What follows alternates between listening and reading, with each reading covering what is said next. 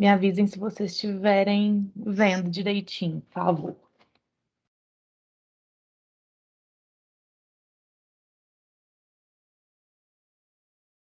Estão vendo? Sim. Ótimo. Bom, então vamos começar entrando assim de fato, né, no texto das Meditações sobre a Filosofia Primeira do Descartes. Como eu já falei para vocês, foi um texto que foi publicado pela primeira vez em 1641. O Descartes já estava aí com 46, 47 anos, então é uma idade assim que ele já está mais maduro e tal, diferentemente das regras que são um texto da juventude do Descartes, e que ele deixa muito claro em alguns momentos das regras que algumas coisas que ele pretende fazer, como ele fala lá na regra 12, teria que ser feito com mais tempo, com o espírito mais maduro, com o espírito mais aplicado.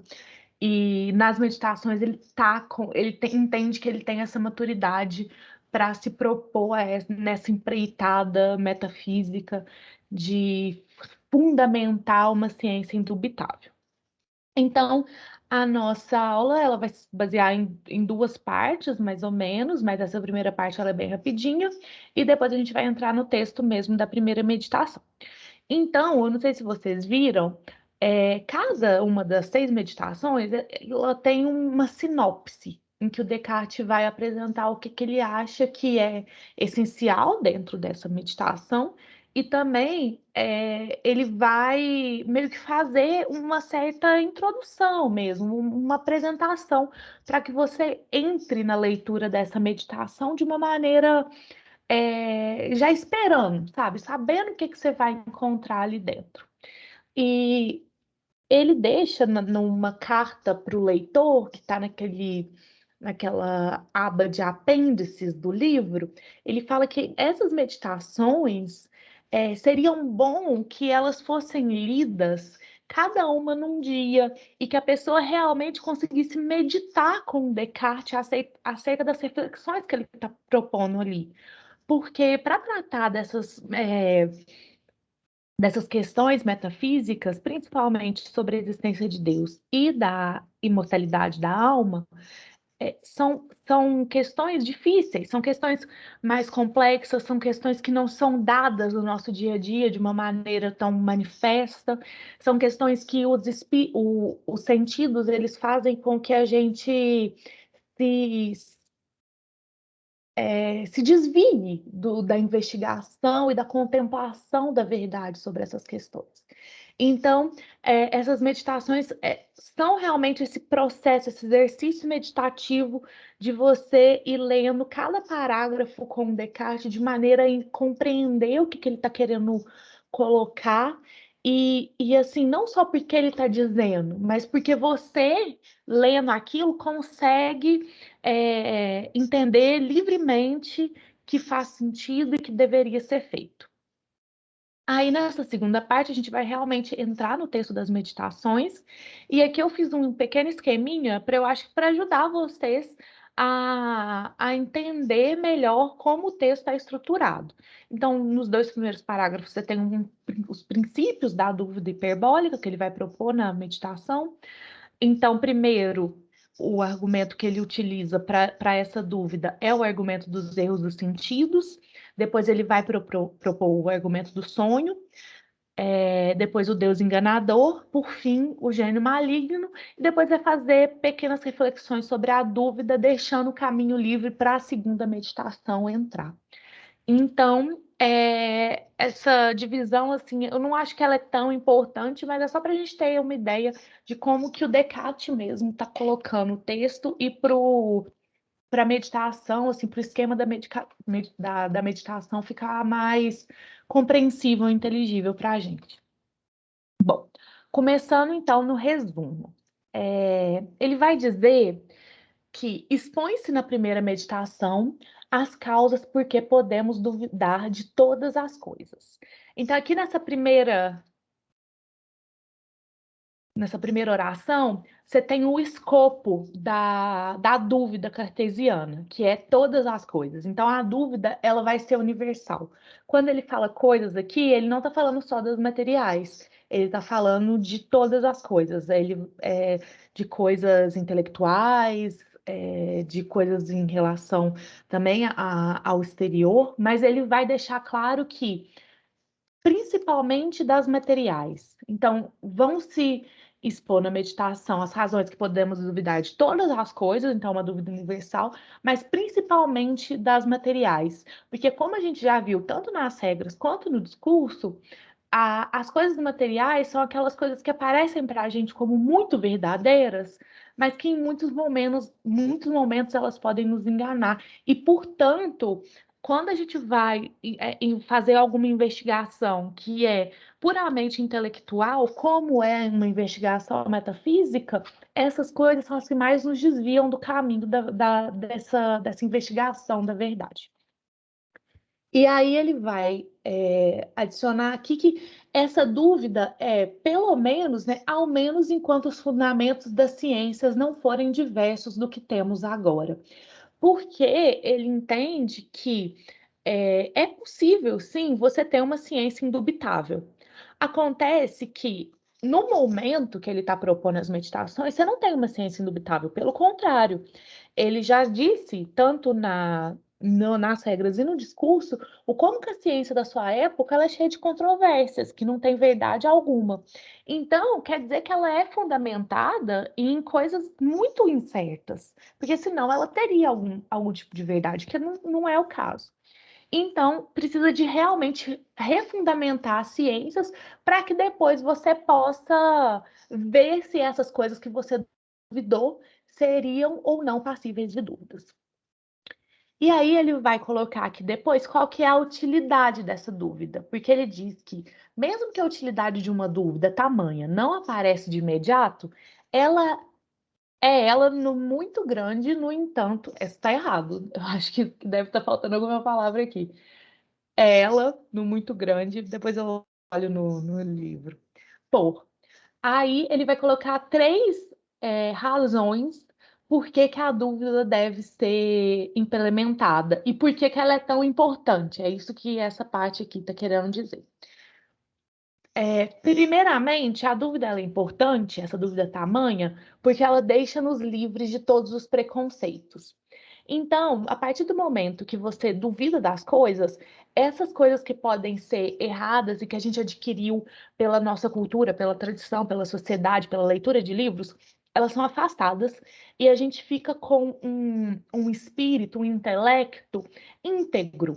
A gente poderia voltar a esse intelecto que é puramente racional, que consegue utilizar as faculdades da da cognição de modo total, de modo perfeito. Então, você tem essa primeira dimensão, que é uma dimensão moral, que é essa coisa de você voltar à integridade, à virtude intelectual por meio da dúvida. A segunda importância que ele vai colocar aqui é que a dúvida ela vai aplanar um caminho em que a mente facilmente se desprenda dos sentidos. Essa segunda dimensão da dúvida é uma dimensão metafísica e que é uma proposta nova do Descartes mesmo, né, tendo em vista a filosofia até então, que é essa necessidade de você fazer com que, para lidar com coisas intelectuais, a gente precisa utilizar só o nosso intelecto, só a nossa mente. Então, para isso, você precisa de um caminho para que a mente se desprenda dos sentidos. É óbvio que o Descartes está propondo isso daqui só num âmbito teórico, porque nós somos seres humanos, somos dotados tanto de mente quanto de corpo. Mas, para a investigação da verdade, essa separação de mente e corpo, essa separação de mente dos sentidos, ela é possível.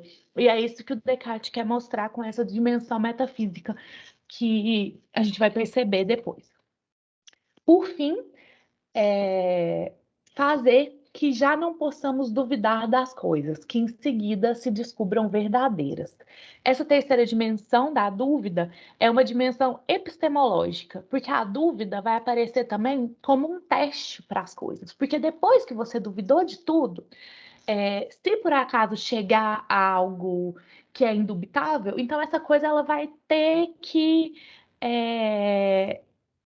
ter que estar imune à dúvida. A partir do momento que algo é imune à dúvida, então é certo.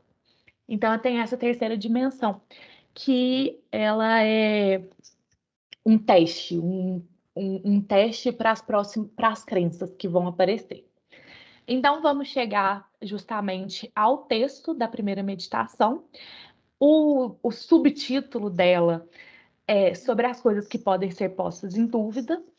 E o Descartes vai começar mesmo colocando os princípios e como que ele chegou a encontrar, a entender que seria necessário propor essa dúvida de tal tamanho que realmente conseguisse rejeitar essas opiniões antigas, crenças antigas e chegar a novos fundamentos, a novas crenças que não seriam passíveis de dúvida, mas que seriam imunes a essa dúvida. E para isso, você tem que realmente, segundo Descartes, destruir tudo aquilo que pode ser prejudicial e tirar a gente dessa investigação da verdade por meio de preconceitos, de prejuízos, de ideias errôneas que são passadas para nós e que obscurecem o nosso espírito. Então, o Descartes vai falar nesse primeiro parágrafo, e aqui eu vou ler, que faz alguns anos já dei-me conta de que admitira desde a infância muitas coisas falsas por verdadeiras, e de quão duvidoso era o que depois sobre o que elas construí. Era preciso, portanto, que uma vez na vida fossem postas abaixo todas as coisas, todas as opiniões que até então confiara, recomeçando dos primeiros fundamentos, se desejasse estabelecer em algum momento algo de firme e permanente nas ciências. Bom, aqui ele vai falar que essa decisão, né, é uma decisão antiga, é uma decisão que ele faz há alguns anos, que ele entende que a tradição e a autoridade e os estudos levaram com que ele entendesse coisas que eram falsas, mas que por conta dessa sutileza da argumentação, de por causa desses sábios, eles acharem que podem deixar de lado as coisas que são mais simples e irem sempre para as coisas mais complexas, e aí ficarem falando palavras bonitas e colocando a verdade, se tem alguma verdade muito escondida, essas coisas vão fazendo com que tudo fique duvidoso e ele vai tomando essas falsidades como verdades, como crenças. E aí, tudo que vai sendo construído, tudo que você vai pensando depois de ter uma crença falsa, vai ter essas manchas de erro, porque você está carregando esse erro. Então, se você quisesse, segundo Descartes, ter uma ciência firme, uma ciência segura, que se trata de coisas verdadeiras, então é necessário recomeçar desses primeiros fundamentos. Só assim a ciência construída carregaria certeza desses primeiros fundamentos verdadeiros. Aí, no final desse primeiro parágrafo, ele deixa claro essa cautela, né, de sempre esperar a maturidade, uma hora que o espírito tivesse é, que ele pudesse se embrenhar nessa tarefa, que ele diz que é perigosa essa reforma, tanto dos próprios pensamentos, mas tanto também que ele quer aqui uma reforma da ciência como tal, do corpo científico, dos fundamentos. Mas ele deixa claro que essa é uma tarefa que ele diz ter entendido que era necessária na sua juventude, desde 1619. Bom, no segundo parágrafo, ele vai dizer que esse movimento de derrubar as antigas opiniões é algo ativo, é uma dúvida ativa, é uma dúvida séria, ou seja, o Descartes está se propondo seriamente em acreditar na dúvida, que ele vai colocar aqui bons argumentos para duvidar, é uma dúvida livre, então ele faz autonomamente e genericamente. Esse genericamente é porque ela vai chegar a todas as coisas. E ele vai dizer que esse é um momento que ele não precisa se preocupar com outras coisas. Ele não precisa se preocupar com viver a vida prática dele, ele não precisa se preocupar em trabalhar, em limpar o chão, em, sei lá, passear com o cachorro. Ele pode simplesmente meditar e libertar o espírito do que é duvidoso. Então, ele tem esse momento de ócio que ele vai trabalhar nessa pesquisa, nessa investigação que é puramente intelectual. Então, diferentemente de quando a gente estava lendo as duas primeiras partes do discurso e que o Descartes falava dessa dúvida que era colocada em cima dele, nesse sentido dele ver as coisas que eram controversas e não saber aonde ir, o que acreditar, que é uma dúvida passiva, que é uma dúvida psicológica. A dúvida das meditações é uma dúvida ativa, é uma dúvida livre, é um ato do espírito do Descartes que fala: agora é um momento que eu posso me propor a duvidar de todas as coisas e libertar meu espírito. Então, é uma dúvida que tem uma metodologia, que tem um propósito, não é simplesmente uma dúvida que ele está sentindo, é uma dúvida que tem esse propósito de passar em revista essas crenças e ultrapassar essa dúvida ao encontrar alguma coisa que é imune à dúvida. Então, tem essa diferença. A metodologia que ele utiliza, que ele vai deixar claro nesse segundo parágrafo, é que não é necessário, em última instância, mostrar que cada uma das opiniões é falsa. Porque ele entende o seguinte, que para você rejeitar uma opinião, e isso é bastante usual da nossa crença, que para a gente rejeitar alguma coisa, ela tem que ser mostrada falsa. Se ela não é mostrada falsa, se ela é provável, se ela é plausível, ou se a gente tem uma dúvida apenas sobre ela, a gente não rejeita ela totalmente.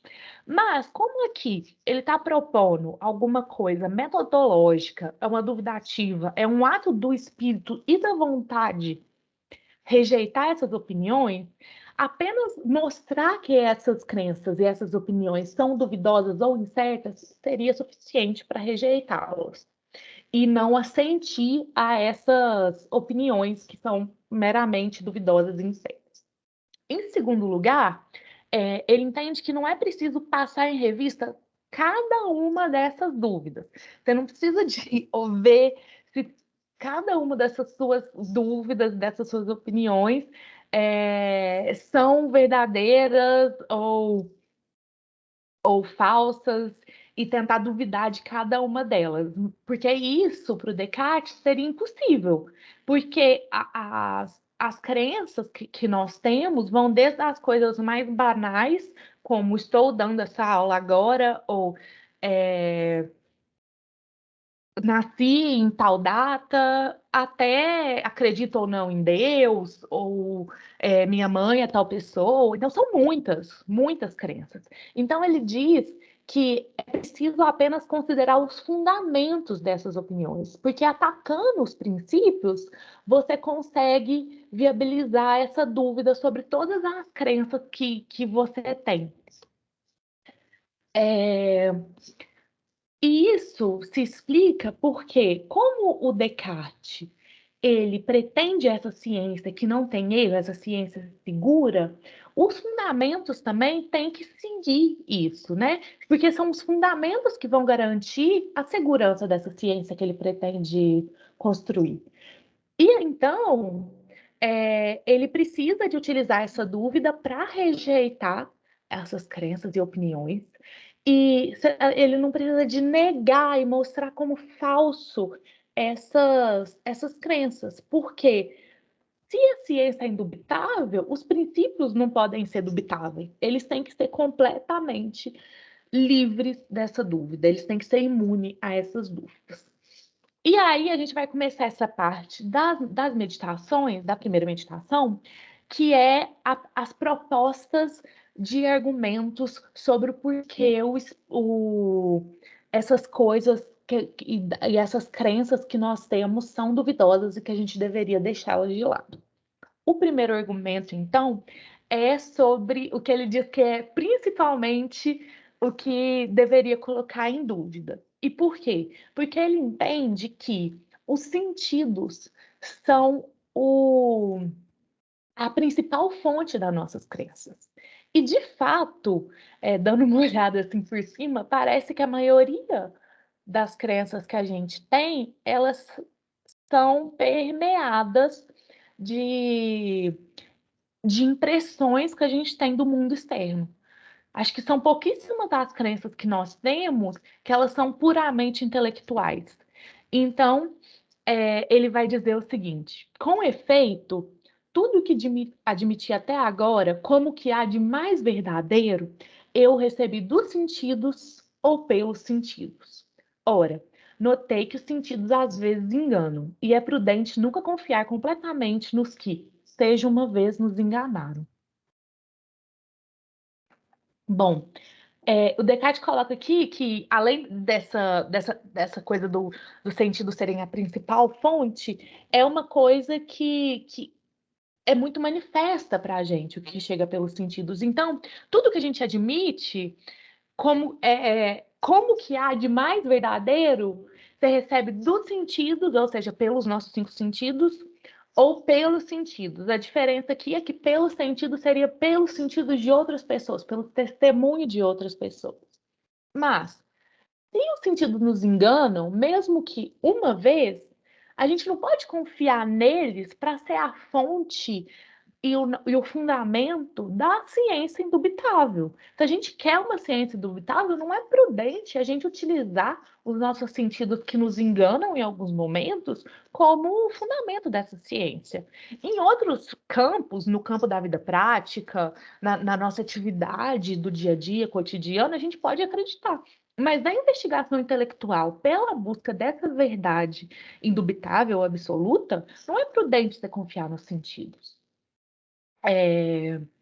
Então, essa dúvida sobre as coisas materiais do Descartes, ela é inclusive uma dúvida permanente. Ele não consegue se desfazer dessa dúvida porque as coisas do mundo exterior elas são muito complexas.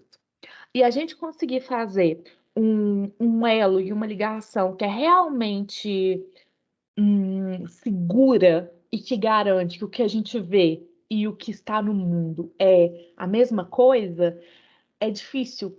Então, as coisas materiais, elas vão sempre ficar no campo da probabilidade, no campo da possibilidade. E por isso elas não podem figurar como fundamentos da ciência. O quarto parágrafo, ele vai mostrar que, tá, é ok a gente entender que em alguns momentos os sentidos enganem.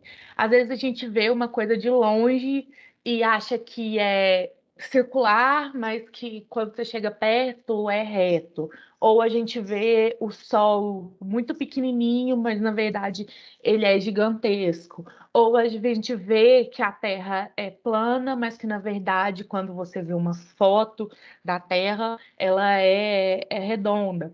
Então, realmente, os sentidos afastam, os sentidos nos enganam. Acontece que pensar que, essas sensações nos enganam em relação a coisas que são mais manifestas, que são mais próximas, que estão muito na nossa cara, é muito difícil. Como que a gente vai duvidar que eu tô aqui com a mão na minha mesa, ou que daqui um pouco eu vou tomar uma água, que minha água está aqui do lado, que eu tenho um corpo, que eu tenho mãos, que isso daqui é meu, que eu estou sentindo isso. Então, ele vai dizer o seguinte: em verdade, qual a razão para que possa negar essas próprias mãos e todo esse meu corpo? A não ser que talvez me compare, a não ser talvez que me compare a não sei quais insanos. Mas eles são dementes, e não parecia menos demente do que eles se neles busco exemplo para mim. Tenho quase certeza que demente não seria uma palavra ok de usar hoje, mas esse é o vocabulário que ele usa, né, no século XVII. Mas quando você não, para ele, você não pode se comparar com pessoas que não estão com todas as suas faculdades cognitivas em perfeito estado, porque pessoas sãs vão ter, sim, a crença total de que tem um corpo, que essas são suas mãos, e que isso, mesmo você entendendo que os sentidos podem nos enganar algumas vezes, não, esse argumento não vai chegar nessas crenças, nessas crenças, nesses sentidos, nessas sensações, nessas impressões que são mais preeminentes para nós. Então, por isso, ele vai chegar com uma nova fase, com um novo nível da dúvida, que é o argumento do sono. Aí ele vai dizer que no quinto parágrafo, e aí eu vou ler que, em verdade, com que frequência o sono noturno não me persuadiu dessas coisas usuais, isso é, que estava aqui, vestindo essa roupa, sentado junto ao fogo, quando estava, porém, nu, deitado entre as cobertas. Então, o Descartes vai mostrar, bom, essas crenças que são muito preeminentes, eu tenho essas crenças quando eu estou dormindo. E quando eu estou dormindo, quando eu estou sonhando, muitas vezes eu imagino e eu tenho a crença de que sim, isso é verdade. Eu estou, sei lá, correndo uma maratona, mas na verdade eu estou dormindo.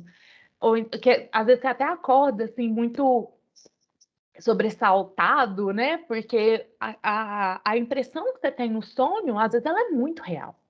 E aí o Descartes vai dizer que, tá, pode até argumentar que quando você está acordado, você tem realmente a certeza que você está acordado. E que as sensações de quando você está em vigília, elas são distintas da que você tem durante o sono. Mas o Descartes volta, falando que já foi, sim, enganado muitas vezes quando estava sonhando e que tinha certeza que ele estava acordado, fazendo alguma coisa, mas na verdade dormia.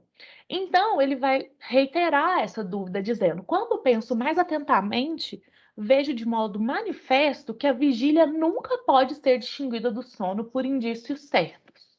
Fico estupefato e nesse mesmo estupor quase me confirma na opinião de que estou dormindo. Ou seja, ele vai falar que você não tem nenhuma marca para distinguir o sono da vigília, Hoje a gente tem alguns estudos que falam que existe marca, sim, tem o Inception e tal, mas ele vai dizer que não tem essa marca. E aí, quando ele pensa nesse argumento, né, ele fala, gente, eu posso estar dormindo agora. Nesse momento eu posso estar dormindo, e as coisas que eu estou entendendo como muito verdadeiras, que eu estou fazendo, que eu estou falando, mas que na verdade eu estou só sonhando que eu estou dando uma aula. E então ele vai estabelecer esse segundo nível da dúvida. Só que aí, o que que acontece? Ele vai dizer que, apesar dos sonhos poderem nos enganar de coisas particulares, como o movimento do corpo ou da existência do corpo, esse segundo nível da dúvida, ele não vai conseguir abarcar percepções que são muito gerais, que são coisas muito gerais. Porque apesar dele conseguir abarcar percepções muito evidentes e muito manifestas dos sentidos, algumas coisas vão escapar desse segundo nível. Então ele vai dizer o seguinte: é preciso confessar que as coisas vistas no sono são como certas imagens pintadas e não puderam ser essa ficção a não ser pela similitude de coisas verdadeiras. É, então, assim como nos quadros que vão representar figuras imaginárias e reais, mesmo assim você tem elementos que são trazidos da realidade para os quadros. E a mesma coisa acontece nos sonhos. A gente não consegue imaginar uma um cenário totalmente distinto da realidade. Assim como os quadros, assim como qualquer tipo de ficção, não vai conseguir imaginar nada assim que seria completamente distinto. Aí ele vai falar que pelo menos as cores dos quadros são uma cópia da realidade. Então, eu gosto de pensar, por exemplo, quando a gente vai pensar em alguma obra assim, de ficção mística da Idade Média, medieval, sei lá, como, sei lá, Senhor dos Anéis. Você tem milhões ali de personagens que não são reais, mas ainda assim, orques e Nazgûl, não sei o quê, eles têm elementos de animais, de pessoas, combinados ali para formar uma nova espécie, alguma coisa do tipo. Não é uma coisa que é totalmente distinta. Você tem personagens, você tem partes de coisas já conhecidas. Então, no parágrafo 7, ele vai dizer. Por igual razão, embora essas coisas gerais, olhos, cabeças, mãos e semelhantes, possam ser elas também imaginárias, é preciso confessar, todavia, que são pelo menos necessariamente verdadeiras e existentes algumas outras coisas, ainda mais simples e universais, a partir das quais são figuradas, como a partir de cores verdadeiras. Todas as imagens de coisas que estão em nosso pensamento, quer verdadeiras, quer falsas. Então, por exemplo, todas as coisas que eu sonho têm uma extensão figurada. Então, a figura, que é muito simples e muito universal, é uma coisa que existe no mundo real. Isso você não pode, tipo, estar criando ali no seu sonho.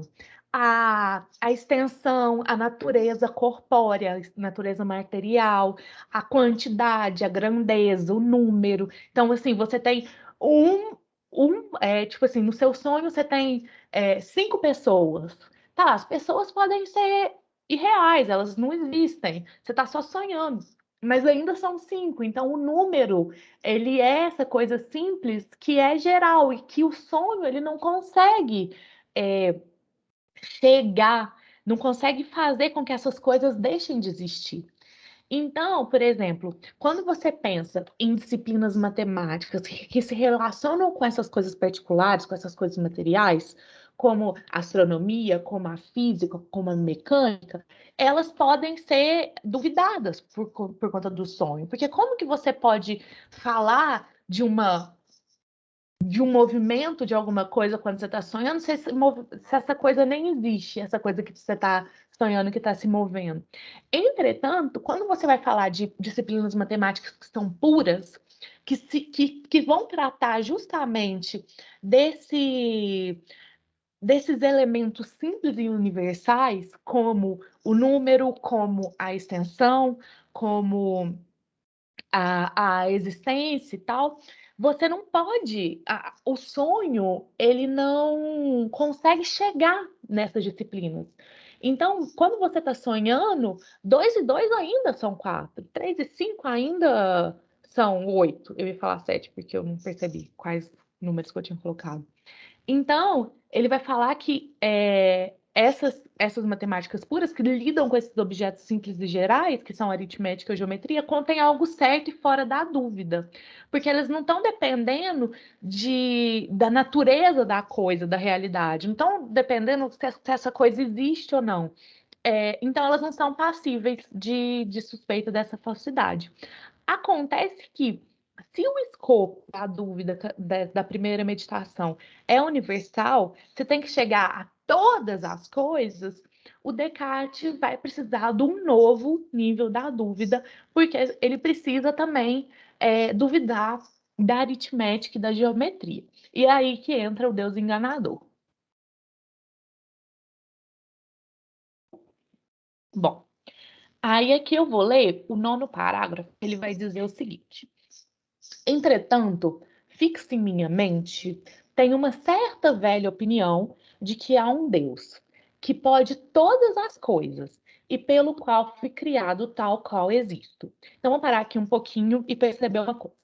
Essa velha opinião, ela é tanto de que há um Deus, existe esse Deus, mas que esse Deus, ele é onipotente, ele pode todas as coisas, e ele é meu criador. Eu existo desse modo porque Deus me criou de tal forma. Essa é a velha opinião dele. E aí continuo lendo o parágrafo. Mas, de onde sei que ele não tenha feito que não haja de todo terra alguma, céu algum, coisa extensa alguma, figura alguma, grandeza alguma, lugar algum. E que, não obstante, eu sinta todas essas coisas, e que, no entanto, todas elas não me pareçam existir diferentemente de como me aparecem agora. Bom, então você tem esse Deus que é onipotente, que pode todas as coisas e que me criou. E foi criado desse modo.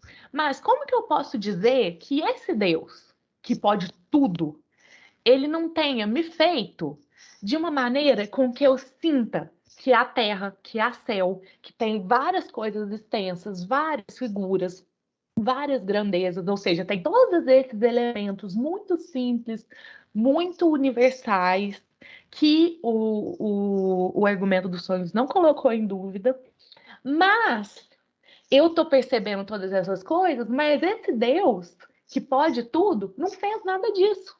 Eu percebo essas coisas, elas me aparecem desse modo, mas não tem nada disso.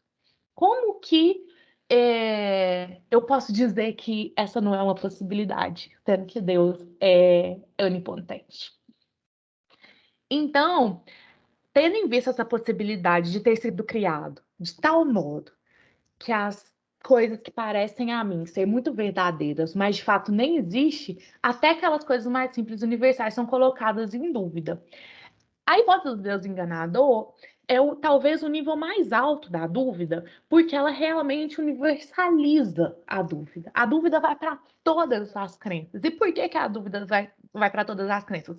Porque a nossa capacidade de, de compreender as coisas que está colocada em dúvida, que está em jogo. É o nosso aparato cognitivo, no nosso intelecto, é a nossa mente. A hipótese aqui fui criado de um modo que eu acho que eu vejo as coisas, que eu sinto, que eu sei que eu estou aqui falando, mas que na verdade não existe nada. É a hipótese de uma matriz? É a hipótese do cérebro numa cuba. Então, é a hipótese desse Deus enganador, que é a nossa capacidade de perceber as coisas que está colocada em jogo, que está sendo duvidada, que é por meio dessa criação. E aí o Descartes diz: do mesmo modo que julgo que outros às vezes erram acerca de coisas que presumem saber a perfeição, não estaria eu mesmo de igual maneira errado cada vez que adiciono 2 a 3, ou conto os lados do quadrado, ou faço outra coisa que possa imaginar ainda mais fácil? Então, se você vê, várias vezes a gente vê isso, pessoas defendendo crenças errôneas com muita garra, com muita vontade, e a gente percebe que elas estão erradas. Por que eu não vou estar errado? E não só de crenças assim, mais polêmicas ou mais complexas, mas até das coisas mais fáceis, das coisas mais gerais. Como que eu vou dizer que eu não estou errado quando eu faço uma conta simples, sendo que Deus pode ter me criado dessa maneira que eu estou sempre errada, que eu não consigo, que o meu intelecto não consegue chegar à verdade, que ele sempre vai chegar a algum engano, que vai sempre se enganar. E aí o Descartes vai dizer, bom, vai ter pessoas que vão dizer que isso não é possível porque Deus é bom, porque a minha crença, minha velha opinião de que é um Deus que pode todas as coisas pelo qual foi criado, também existe que ele é um ser sumamente bom. Diz o Descartes, bom, ok. Então, ele não nos criaria dessa maneira que a gente é sempre, porque a bondade seria contra esse engano que Deus coloca na nossa mente, de tudo que a gente pensa, a gente está errado. Mas o que o Descartes vai falar é que a gente não pode aceitar esse argumento, porque sabemos que em alguns momentos a gente erra. Isso é, isso é inegável. A gente erra fazendo uma conta, às vezes vai falar alguma coisa, fala errado, às vezes acha uma coisa que está errado. Então, Deus, mesmo sendo sumamente bom, mesmo tendo uma essência sumamente boa, não é incompatível com o erro, não é incompatível com o engano, porque nós nos enganamos. Assim, tá, pode não ser que seja todo o tempo, mas nós nos enganamos. Então, como a gente nos engana certas vezes, e isso não é incompatível com a essência sumamente boa de Deus, então a gente pode errar sempre. Então, não pode afirmar que não é possível que Deus nos criou de tal modo que a gente não possa errar. Então, a gente tem essa dúvida universalizada aqui. No 10º parágrafo, Descartes vai propor uma hipótese para aqueles que preferem acreditar que Deus não nos criou. Então, ele acha, bom, Deus não tem tanto poder, Deus não me criou, então você não pode falar que eu estou sempre errado, porque não foi um Deus enganado que me criou, então eu não teria esse aparato cognitivo que erra tanto, que erra sempre e tal. Mas o Descartes vai dizer, bom, então tá, não nos contraditemos, aqueles que acham que Deus não criou, e admitamos que tudo que dissemos sobre Deus seja fictício. Então ele fala, bom, deixa de lado essas coisas que a gente disse aí no parágrafo 9º e vamos considerar uma outra hipótese. Deus não me criou, tudo bem, mas como eu fui criado? Então a gente tem que pensar nisso. Então foi criado por quê?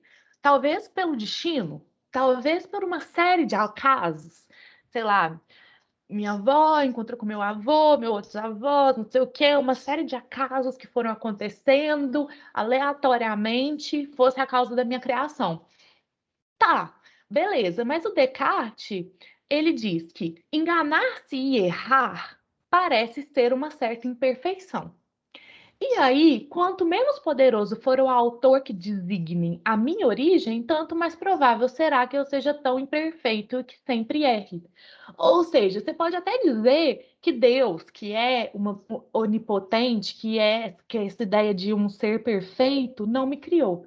Mas se eu for criado pelo destino, é mais ainda, é mais imperfeito. Se eu vou ser criado por uma coisa que é tão imperfeita, tão ao acaso, e esse criador seja tão pouco poderoso, eu, como efeito desse criador, seria ainda menos perfeito do que se eu fosse criado por esse Deus que é perfeito, né? Ou pelo menos um ser onipotente que é meu criador. Então, essa hipótese que é colocada como a hipótese para o ateu. Bom, não existe Deus. Mas se eu for criado pelo acaso ou pelo destino, então é mais fácil ainda que eu tenha esse aparato cognitivo que sempre erre, porque eu serei ainda mais imperfeito. Tendo tudo isso em vista, tendo estabelecido essa hipótese do Deus enganador, o Descartes confessa, então, que, e aí eu estou lendo, nada há de todas as coisas que considerava verdadeiras de que não me seja permitido duvidar. Não por não as considerar ou por leviandade, mas por robustas e meditadas razões. Por isso, decide negar cuidadosamente o meu assentimento, se quer encontrar algo certo de ciências.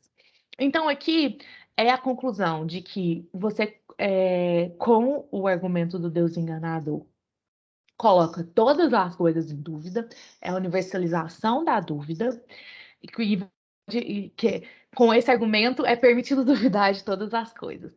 E aí ele vai colocar que ele não está duvidando dessas coisas por um motivo banal, por leviandades, mas porque ele está dando argumentos bem fundamentados, ele está aqui mostrando todas as razões que tem para argumentar, para duvidar, que é o argumento dos sentidos, o argumento dos sonhos e o argumento do Deus enganador.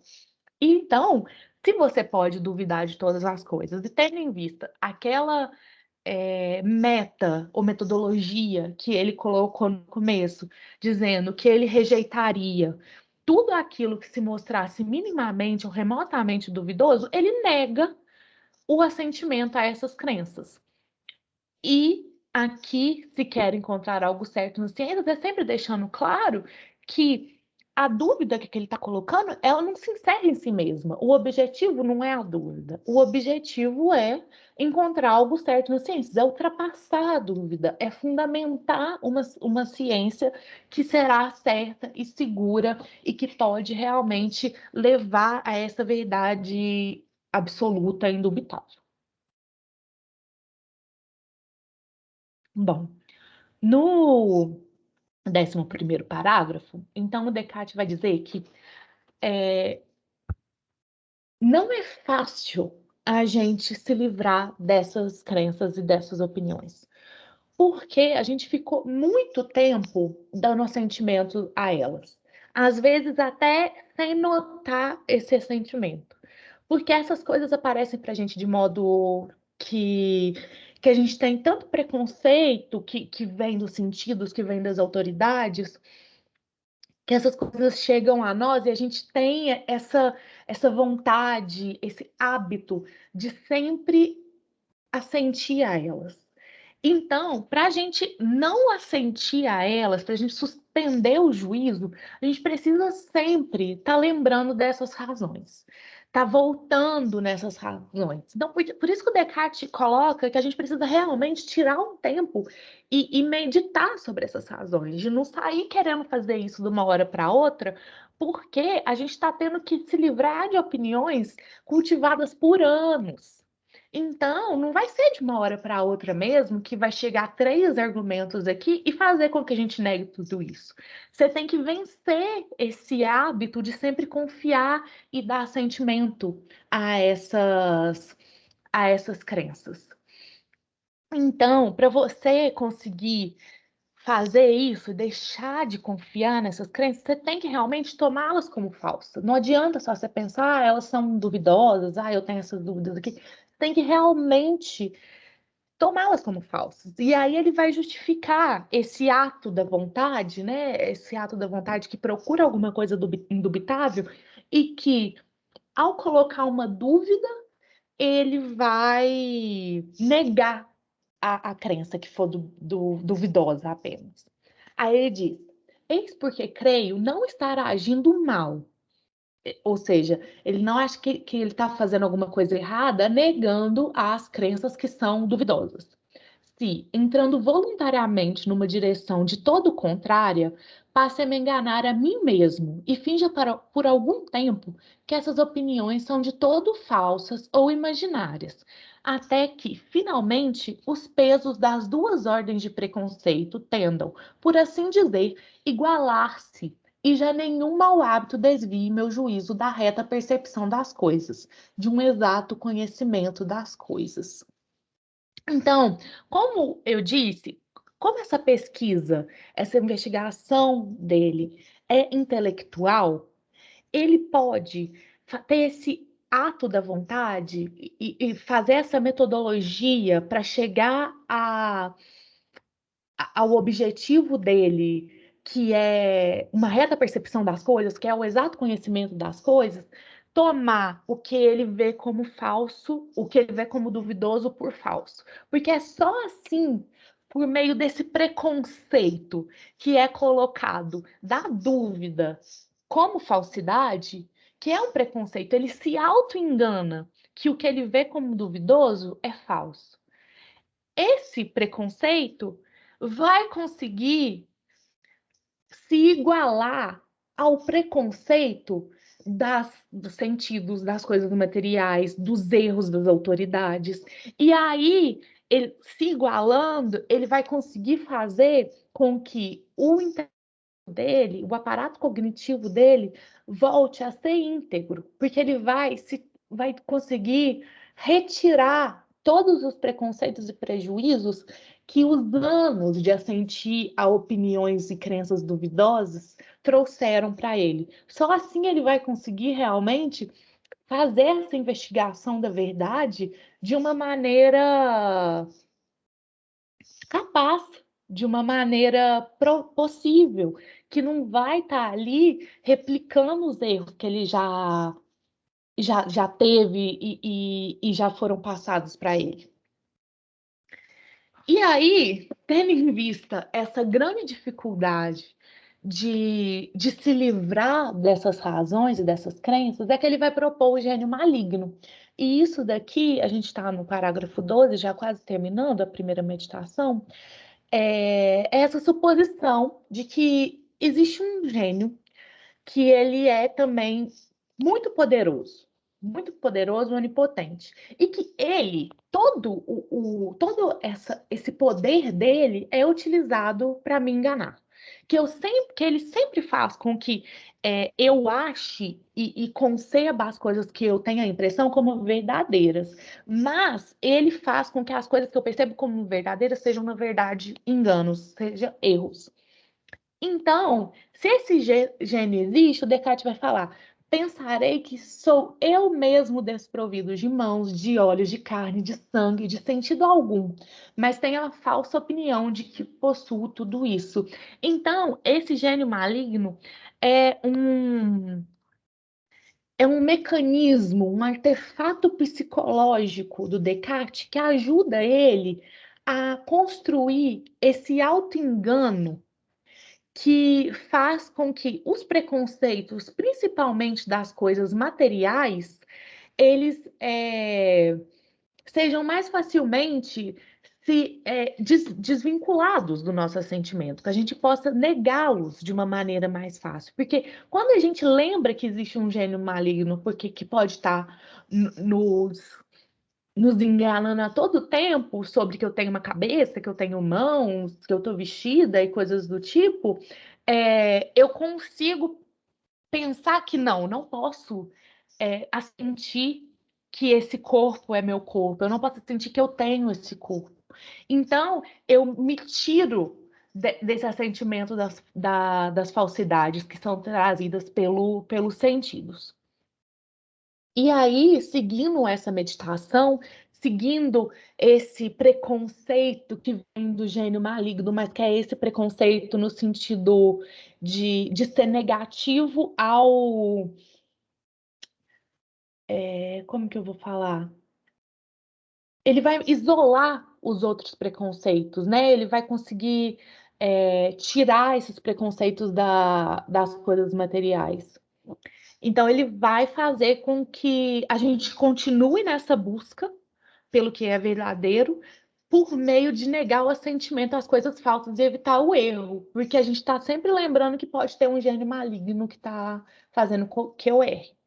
E aí ele diz: eis porque tomarei cuidado para não receber em minha crença nenhuma falsidade, a fim de que esse enganador, ou seja, o gênio maligno, por mais poderoso e por mais astuto que ele seja, nada possa me impor. A partir do momento que eu não assinto a nada, que eu não falo isso existe, é assim, então eu não posso ser enganado, porque eu não estou falando nem que é nem que não é. Eu suspendi meu juízo. Então, ele não pode me enganar. Então, para eu não ser enganado, eu deixo de assentir a todas as crenças, mesmo aquelas que parecem, para mim, as mais preeminentes e as mais familiares e comuns que eu já senti há muito tempo atrás. Bom, no último parágrafo, o Descartes vai reiterar que manter-se firme, né, nesse propósito de não dar sentimento às coisas e considerar essas antigas opiniões como falsas e deixar elas de lado é muito difícil. É muito difícil. E aí, quando você se descuida um pouco, essas coisas voltam. Elas voltam mesmo sem a gente querer. A gente pensa em outra coisa e essas crenças voltam. Então, ele vai falar que ele parece aqueles presos que estão dormindo e tendo sonhos muito gostosos de estarem livres e tal. E quando eles veem que eles estão dormindo e que eles lembram que o dia deles vai ser muito ruim, que eles vão ter que trabalhar, que eles não têm nenhum tipo de dignidade e tal, eles falam: Nossa, eu não quero acordar, o meu sonho é muito melhor do que a realidade, do que a verdade. E é isso que ele pensa, porque às vezes é muito mais fácil você aceitar essas crenças que são familiares, que são comuns, que são confortáveis, e deixar isso de lado é muito difícil. Buscar a verdade é muito difícil. Então, ele fala que esse propósito é muito difícil, é muito dolorido. Então, por isso, ele volta a cair espontaneamente em minhas inveteradas opiniões. Receio acordar de medo que a vigília laboriosa que venha suceder o sossego suceder o sossegado repouso não transcorra de agora em diante, não sob alguma luz, no conhecimento da verdade, mas em meio às inextricáveis trevas das dificuldades que acabam de ser suscitadas. Então, Descartes mostra que ele entende que esse processo da dúvida é doloroso, é difícil, que você tem meio que esse trajeto, essa investigação não chegue aonde que você gostaria que ela chegasse, ou seja, nessas verdades, nessas opiniões, nessas crenças verdadeiras que conseguem fundamentar uma ciência segura.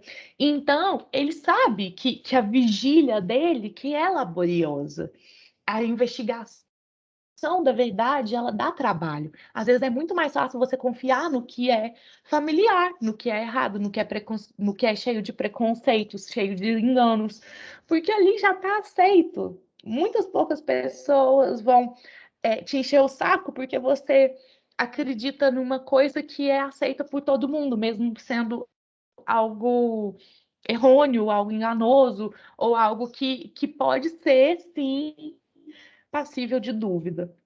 Então, aqui, esse último parágrafo, ele tentando mesmo se manter nessa investigação que ele se propôs, sendo tanto que é difícil, e que ele tem que realmente se lembrar dessas boas razões que ele propôs na primeira meditação para duvidar, e para que isso venha a chegar no ultrapassamento da dúvida, que é o que a gente vai tentar ver nessas próximas duas meditações, que ele vai fazer em 6, mas que a gente vai ver só as próximas duas.